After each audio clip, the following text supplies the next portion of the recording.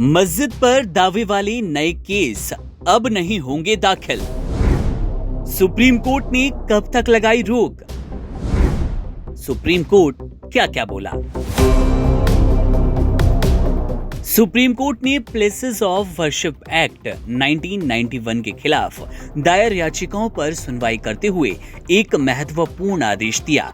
Court ने कहा कि जब तक इन याचिकाओं का निपटारा नहीं हो जाता तब तक देश में इस कानून के तहत नए मुकदमे दर्ज नहीं होंगे।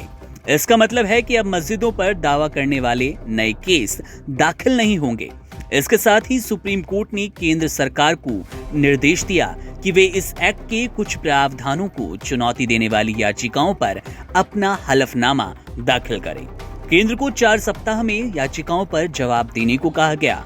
कोर्ट ने यह भी कहा कि केंद्र द्वारा जवाब दाखिल करने के बाद संबंधित पक्षों को 4 सप्ताह का समय दिया जाएगा ताकि वे अपना प्रत्युत्तर दाखिल कर सके। ये मामला उपासना स्थल अधिनियम 1991 से जुड़ा है। ये कानून कहता है कि 15 अगस्त 1947 से पहले अस्तित्व में आए किसी भी धर्म के पूजा स्थल को किसी दूसरे धर्म के पूजा स्थल में नहीं बदला जाएगा। इस मामले की सुनवाई सुप्रीम कोर्ट की एक पीठ कर रही है, जिसमें प्रधान न्यायाधीश संजीव खन्ना, न्यायमूर्ति संजय कुमार और न्यायमूर्ति के.वी. विश्वनाथन शामिल हैं। प्रधान न्यायाधीश ने स्पष्ट रूप से कहा कि जब तक मामला कोर्ट में है और उसका फैसला नहीं हो जाता तब तक नए मुकदमे दर्ज नहीं होंगे। कोर्ट ने यह भी उल्लेख किया कि राम जन्मभूमि का मामला भी उसी प्रकार का है। सुप्रीम कोर्ट ने इस कानून के खिलाफ कई याचिकाएं लंबित है, ऐसा कहा। इनमें से एक याचिका अश्विनी उपाध्याय ने दायर की। उपाध्याय का कहना है कि कानून के कुछ प्रावधानों को रद्द किया जाए क्योंकि ये किसी व्यक्ति, धार्मिक समूह को उनके पूजा स्थल पर पुनः दावा करने का अधिकार नहीं देता। इससे पहले मार्क्सवादी कम्युनिस्ट पार्टी और महाराष्ट्र के विधायक जितेंद्र सतीश आवाड ने भी इस कानून की वैधता को चुनौती दी थी।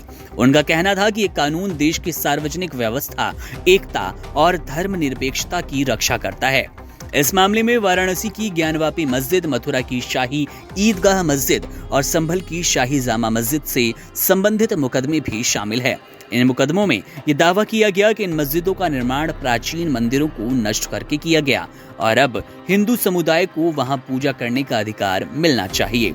मुस्लिम पक्ष ने 1991 के कानून का हवाला देते हुए कहा कि इन मामलों को स्वीकार नहीं किया जा सकता।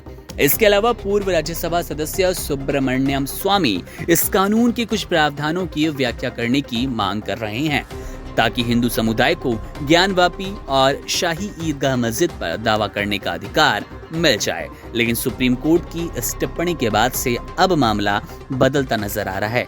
आगे क्या कुछ होगा, तमाम अपडेट आपको देते रहेंगे।